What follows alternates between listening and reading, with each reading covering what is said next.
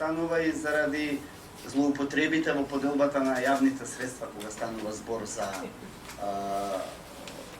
онлайн медиумите. Пред се станува збор за државните средства кои што политичките партии ги пласираат во медиумите. Меѓутоа тешко би можело да се нарече дека дел од тие средства што политичките партии ги пласираат државните, односно нашите пари во медиумите, се медиуми. Исто така зборуваме и во кој што во идниот период ќе ни биде потребна оваа регулација во онлайн простор.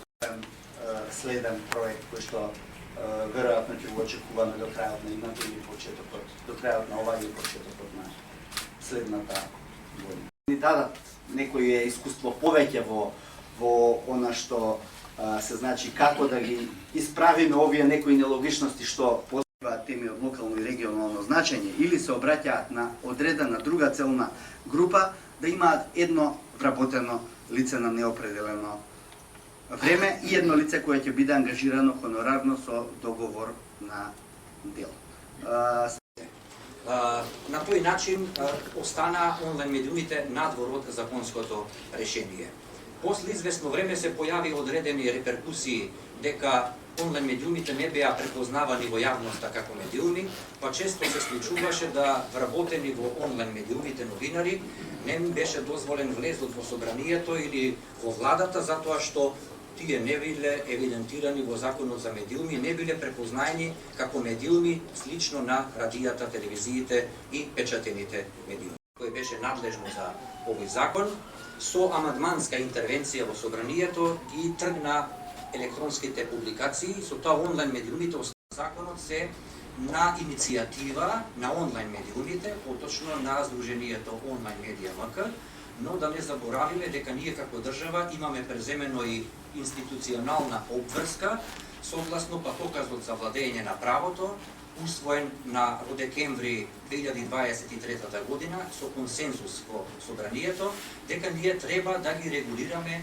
онлайн медиумите. Тоа стои во работата и да ја продолжат својата дејност. Обврската за двајца или тројца вработени, ќе видиме на крајот колкав ќе биде бројот во собранието кога ќе се изгласа, ќе биде само за оние кои што ќе сакаат да се евидентираат во регистарот.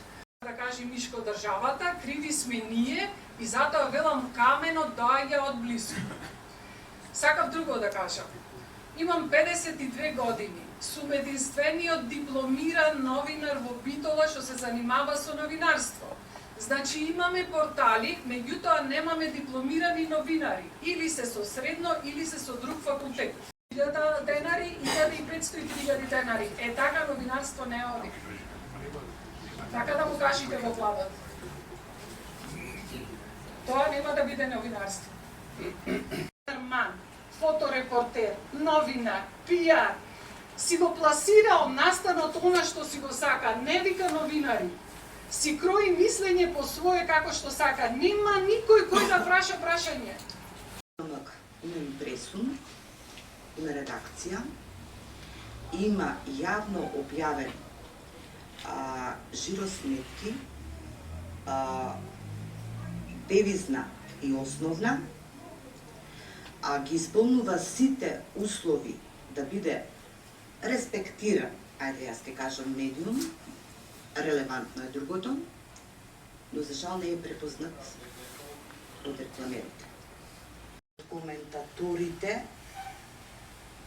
не ги обвини државните институции и не бараше виновници во имплементираните проекти во нив, туку го посочи прстот токму во новинарите, во граѓанските организации и во овие медиуми кои што аплицираат на проекти.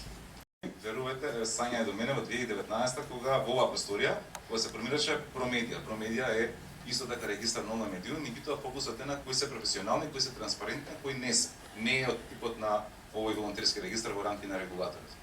Таков услов имат стаено кај користењето на средствата од фондот. Значи, тамо дополнително и за тоа цело време споруваме и со ЗНМ и со ССНМ.